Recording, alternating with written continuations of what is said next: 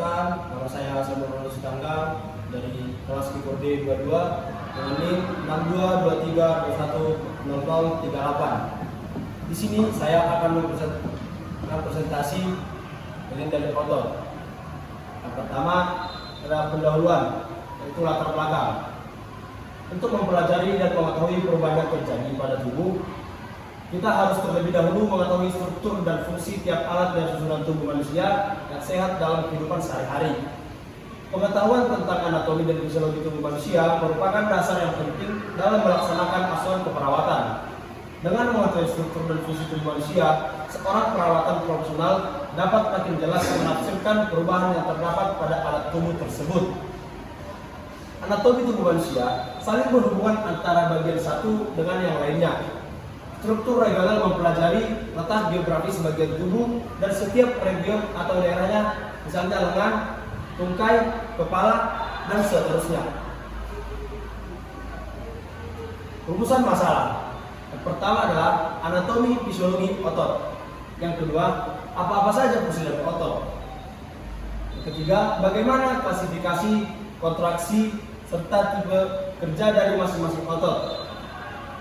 Jadi tujuan mengetahui fungsi-fungsi otot, mengetahui anatomi dan fisiologi otot, mencari tahu klasifikasi, kontraksi, serta tipe kerja dari masing-masing otot.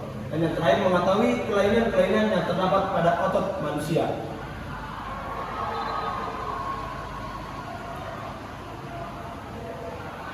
Sekarang kita masuk ke pembahasan. A. Anatomi dan fisiologi organ-organ dalam sistem muskuloskeletal. Muskuloskeletal terdiri dari muskuler atau otot, skeletal atau rangka, muskuler atau otot yang terdiri dari otot, tendon, dan ligamen, skeletal atau rangka yang terdiri dari tulang dan sendi. Nah, selanjutnya ada low back region. Low back region berfungsi untuk menegakkan atau menopang postur struktur tulang belakang manusia. Postur tegak juga meningkatkan daya mekanik struktur tulang belakang lumbosacral. Dan ketiga, ada komponen punggung. Pertama terdiri dari otot punggung, diskus. A. Otot punggung yang terdiri dari spina erector. Yang kedua, lastimus dorsi. Bagian-bagian dari otot tungkai adalah lanjut C. Intervertebral disc. Selanjutnya mid yang terdiri dari tulang leher. Tulang-tulang yang terdapat pada leher adalah dan otot leher. Yang terakhir ada elbow.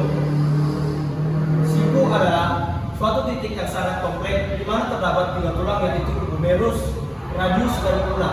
Ketiga tulang tersebut bekerja secara bersama-sama dalam suatu gerakan fleksi, ekstensi, dan rotasi. F. Ada shoulder atau bahu yang terdiri dari tulang bahu dan otot bahu. Dan G.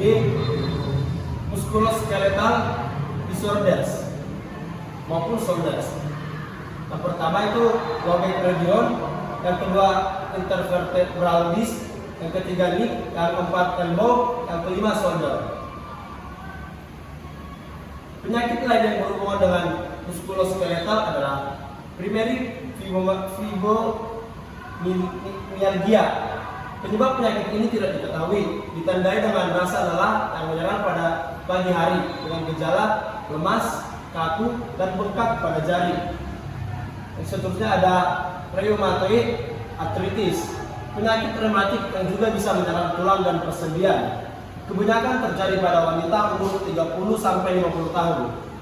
Penyebabnya tidak diketahui dengan gejala bengkak pada sendi-sendi jari, kelemahan pada kaki, dan demam rendah. Yang seterusnya ada gout atau asam urat, terjadi karena adanya gangguan metabolisme sehingga menyebabkan peradangan pada sendi, terutama terjadi pada laki-laki.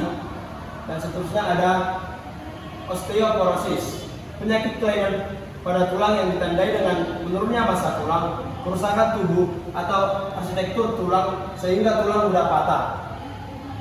Penyakit ini terjadi karena kurangnya intake kalsium, kebiasaan merokok, konsumsi kopi, dan berat badan di bawah rata-rata. Selanjutnya ada kanker tulang.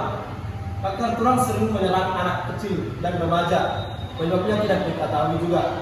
Selanjutnya ada osteomyelitis atau infeksi tulang karena bakteri, jamur atau virus. Risiko meningkat pada penderita diabetes. Strategi pencegahannya adalah yang pertama, membuat daftar faktor-faktor risiko di tempat kerja yang mungkin dapat menyebabkan penyakit pada muskuloskeletal sehingga dapat melakukan eliminasi atau minimalisasi terhadap faktor atau exposure.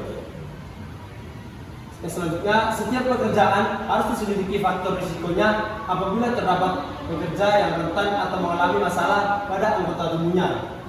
Setiap pekerja juga harus diselidiki apabila terdapat perubahan pada standar kerja, prosedur, atau peralatan sehingga faktor risiko dapat diminimalisasi. Selanjutnya, bisa kerja yang baik atau layout pada tempat kerja, frekuensi dan durasi kerja. Terakhir, misalnya pada pekerja video atau visual display unit harus lebih diperhatikan pencahayaannya dan kontrasnya. Jarak antara mata dengan monitor sekitar 45-50 cm dan sudut pandang sekitar 10-20 derajat. Yang terakhir ada penutup. Kesimpulan, muskuloskeletal adalah suatu sistem pada tubuh manusia yang meliputi sistem gerak yang terdiri dari otot dan tulang. Otot merupakan organ tubuh yang mempunyai kemampuan berkontraksi untuk menggerakkan rangka.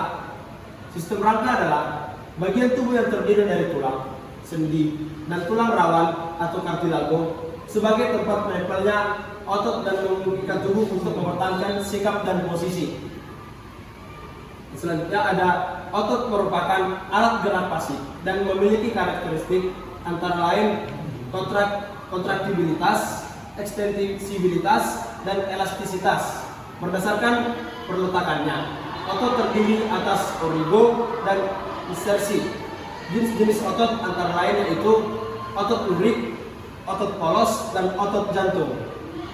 Yang terakhir ada pentingnya pengetahuan mengenai sistem muskuloskeletal adalah sehingga diharapkan mahasiswa lebih mendalami pemahaman tentang anatomi fisiologi sistem muskuloskeletal. Dari berbagai teori anatomi fisiologi sistem muskuloskeletal tentang berbagai macam penyakit yang berhubungan dengan sistem tersebut, diharapkan mahasiswa mampu memberikan tindakan keperawatan yang tepat.